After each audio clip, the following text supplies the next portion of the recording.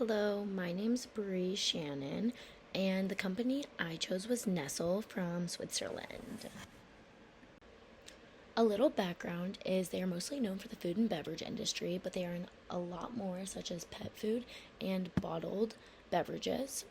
And then they were founded in 1866 by Henry Nestle in Vevey, Switzerland. They now are located in 190 countries and counting, and they have over 2,000 brands. Their mission is to unlock the power of food to enhance quality of life for everyone. For overview, the headquarters is in Vevey, Switzerland, still to this day, and they have over 270,000 employees. A few of their products include coffee, chocolate, pet and baby food, bottled water, and many more items as you can see listed in that thing. Some common ones would be like Kit Kat, Crunch, Nesquik. Those are the top ones. And their three main focuses are innovation, sustainability, and the quality of their products. Political, economic, and legal overview. Switzerland is ran through a direct democracy, and they have a federal republic for the 26 cantons. So these are basically like U.S. states, so they have little governments and legislation within each canton that gives the people in each section power. And they have stability, which Switzerland is known for stability and efficiency while being one of the wealthiest economies. And the civil law system is what the system they're ran through, their legal system. It's written laws and codes, not court decisions, which is unlike what we have here.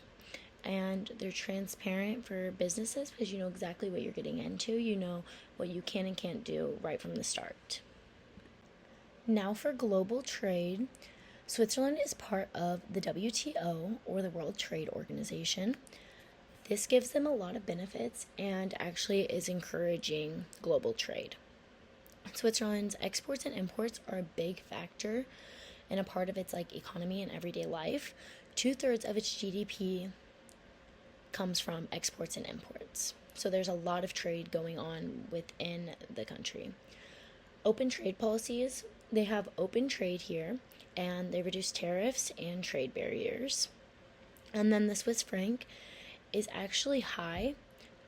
So it's a good thing and a bad thing. Exports become more expensive when they're trying to sell globally, which isn't an awful thing. They're making money off of it, but some people may not be willing to buy it if they find a similar product, but a lot of people are buying it just because of the company name and how well known they are.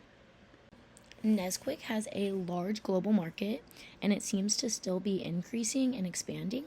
They operate in more than 190 countries, and they try to make their global image transparent through every region they're reaching.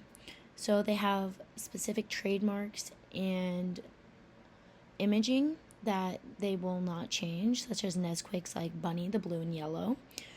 But they also adapt to local preferences based on culture adaptation, which can mean like things that certain cultures are wanting or do not want.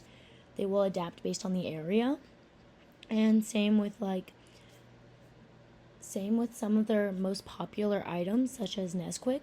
You may not know this, but they will use some sweeter, some countries will be more sweeter, some locations will add more cocoa, some will have other things. Same with Kit Kat. There's certain flavors they'll come out with that are only available in certain locations because that's where they're most popular and will sell the most. Okay, so for the organizational structure, they have a matrix structure, but also a transitional structure.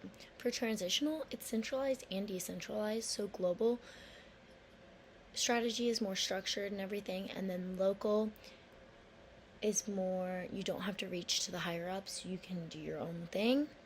In the matrix structure, products can vary based on the region, and we'll get into that in just a second, but the matrix structure basically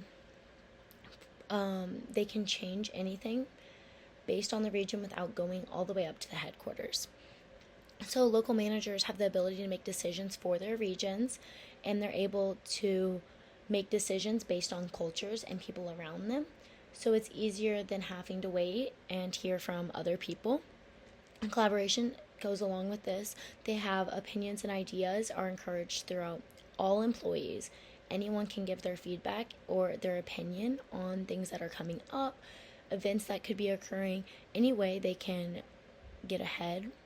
These decisions can be made without going all the way to the headquarters, but big financial, not everyday decisions, like the main ones, are going to be made at headquarters, but the smaller, not as large ones will be made at the regional level.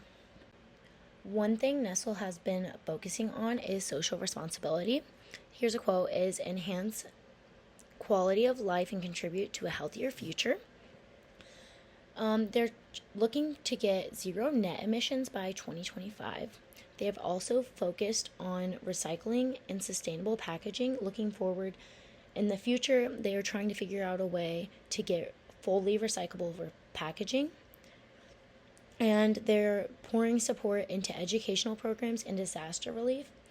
On top of that, they have a program going to where they get their cacao. The farmers are able to get education from them, and they're making sure there's no child labor, along with making sure they're getting the proper pay. For my conclusion, I think their sustainability is getting there. I think it's good. They're definitely working for something. It's just going to be if they're able to maintain that. And if they are, I can see them reaching even more people that are waiting for them to have these values and take that step in the right direction. In the global outreach, they've reached nearly every continent and are at 190 countries and counting. So that's not really a problem for them.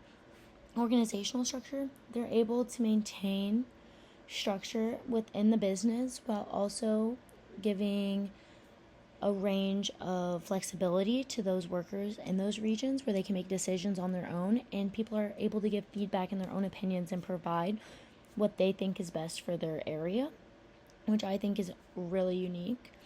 And then trade, they have free trade right now in Switzerland, which is a great thing for Nestle.